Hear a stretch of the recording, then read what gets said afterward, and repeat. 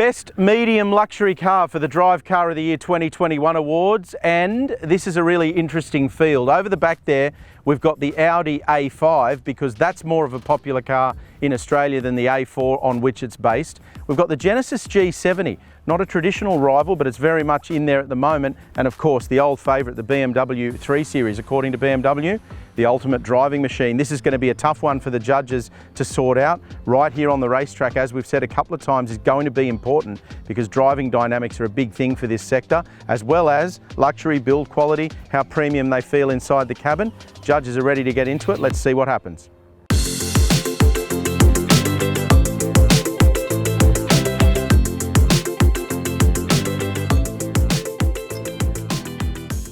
With both petrol and plug-in hybrid models or a choice of sedan or wagon depending on the model, the 3 Series provides a range of options for buyers of all kinds. The range starts with a 135 kilowatt 2 litre turbo, with a 190 kilowatt version and a 215 kilowatt plug-in version also available. Crowning the range is the dynamic and powerful 285 kilowatt all-wheel drive 6-cylinder M340i, which we have on test here.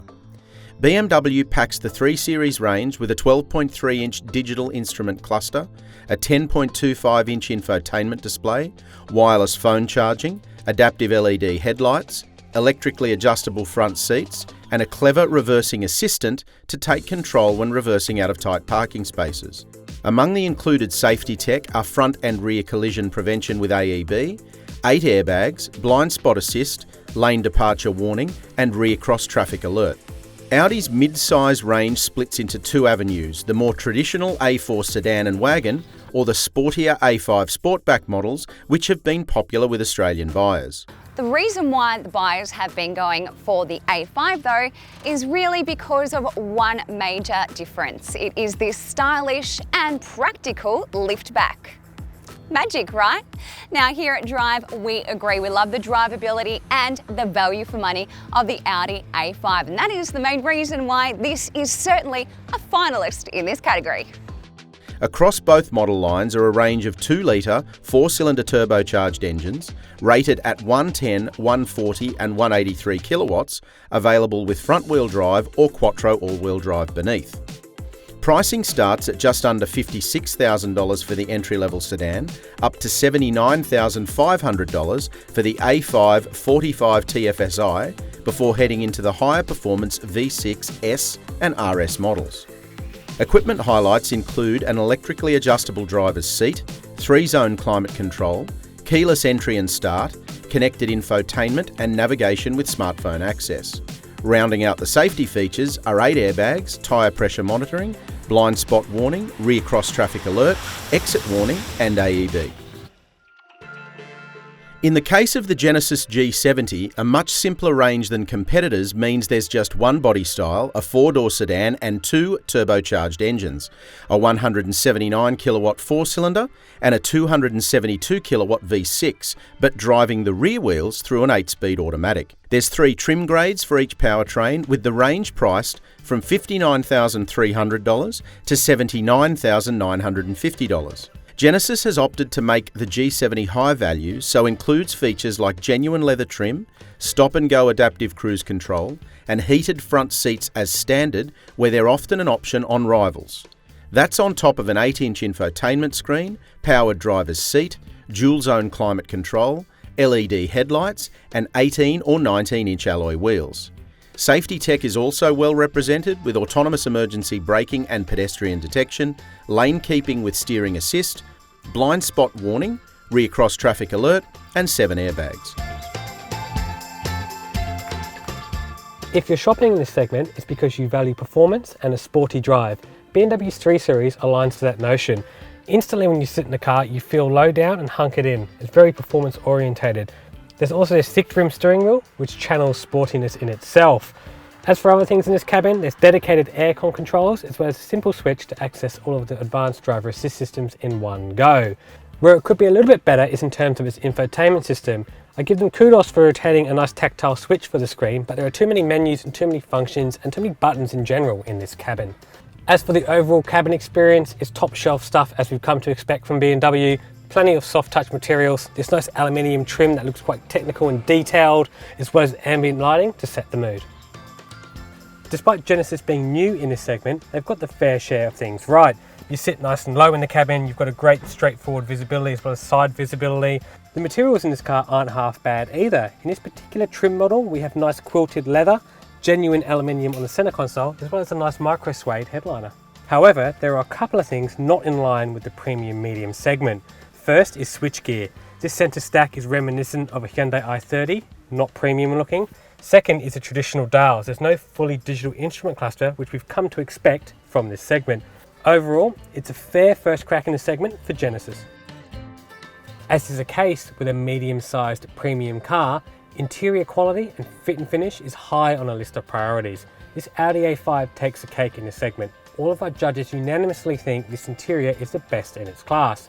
Why do we think this? Well, firstly, is its design. It's simple, pure, there's a lack of buttons, and it's really easy to get to know this cabin.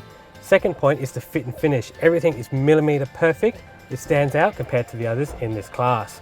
As for some simple things that this car gets right, its seats are really comfortable, they're well bolstered, and there's great adjustable thigh support as well. In terms of ergonomics, it's a spot for your key, and the wireless charger is conveniently located under the armrest.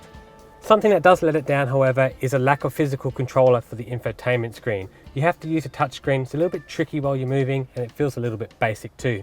As we know, however, an interior experience is not enough to give this car the win, so we've got to see what it's like to drive. BMW markets itself globally as being able to deliver the ultimate driving machine, and perhaps no vehicle is more important globally in that sense than the 3 Series, still the brand's most popular model.